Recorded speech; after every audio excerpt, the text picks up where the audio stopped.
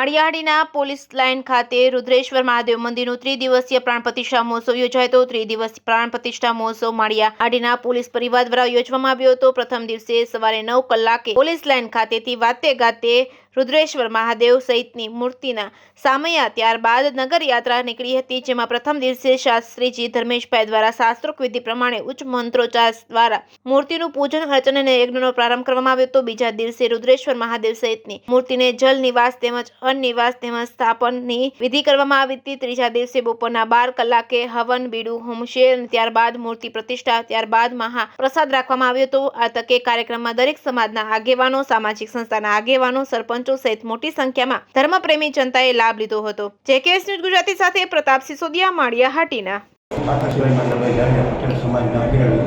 આજે માળિયા પોલીસ સ્ટેશનની અંદર દ્વિસભ્ય અને ભાઈ કોરિયાતર બધાએ સ્ટાફે અને સીઆરડી સ્ટાફે બધાએ થઈને શિવ મંદિર, રુદ્રેશ્વર મહાદેવ શિવ મંદિરની સ્થાપના કરી છે અને એનો આજે પ્રાણ પ્રતિષ્ઠા મહોત્સવ બધાએ સાથે મળી અને પટેલ સમાજના આગેવાનોએ બધાએ સાથે મળી અને સારામાં સારો એ પ્રાણ પ્રતિષ્ઠા ઉત્સવ ઉજવ્યો છે અને જમણવાર સાથેનો 2 દિવસનો પ્રોગ્રામ રાખ્યો હતો।